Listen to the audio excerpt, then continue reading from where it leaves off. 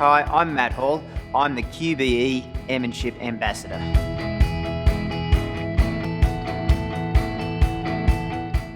Another important aspect to good airmanship is obviously planning involving the weather. You need to be very aware of what the weather's doing where you are now, along the route, and obviously where you're going to end up.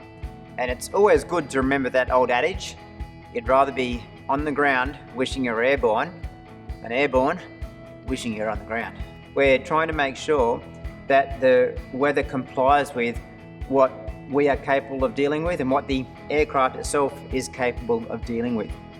We may be an IFR pilot flying a VFR aircraft, or we may be a VFR pilot flying an IFR aircraft. It has to revert to the lowest qualification available for that flight. There's great facilities out there now that show you what flying conditions there are. There's all of the internet sites available, and there's also great reference material if you forget what VFR criteria are, to be able to rapidly look it up and then apply that to the actual weather forecast. The problems start to happen when you're going more than 50 miles or going to another destination, that you need to look at all the details in the forecast. Unfortunately, we do have a lot of fatal accidents occur, and they occur in a situation that is in exactly the same weather forecast conditions that were forecast.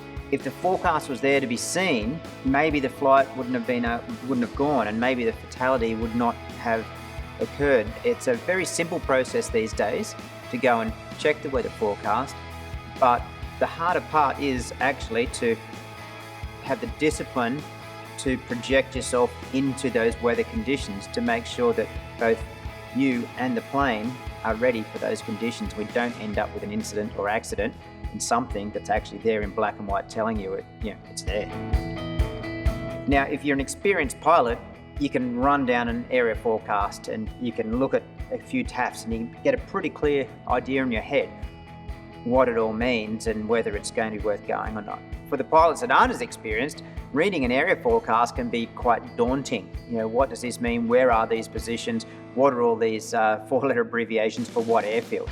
If you are an inexperienced pilot, looking at a TAF, deciding whether you should go or not, find somebody else who's got a bit more experience and ask them some questions. Just bounce some ideas off them. Ask for what they would do. Don't you still make your own decision, but ask what would they do in your situation. If you are the more mature airmanship type ambassador and you see someone mulling over a weather forecast, they're staring at their phone, they're rubbing their hair, they're doing a bit of pacing, probably an indication they're suffering a bit of stress about an up and coming decision on the weather. So wander over, ask if there's anything you can do to help alleviate their decision making process, help explain what they're going to see. Always be pessimistic with weather, think about the worst case scenario, and just try and help everyone learn how to do it better. Yeah, g'day mate, it's Matt. Yeah, the weather's still no good, so we're going to pull the pin because of the weather. Yeah, sorry about that, but anyway, I hope you have a great day anyway, and if there's anything else we can do, just let us know. Alrighto, cheers. There seems to be a trend for accidents involving pressonitis, in particular with weather, to occur with more than one pilot on board. What we believe is actually occurring there is one pilot's uncomfortable, but they're getting confidence by the fact that the other pilot's not saying anything, so obviously they're comfortable with the situation. Guess what's happening in the other seat? They're sitting there uncomfortable going, oh, well, I wouldn't be in this situation, but they're obviously pretty comfortable being here. Now, if it was just the one pilot in there on their own, they'd probably go, I'm not comfortable, and turn around. When you've got two pilots, they're both sitting there uncomfortable but not prepared to say anything, it snowballs the situation and we can end up with an accident. So in summary, weather is a big consideration for aviation.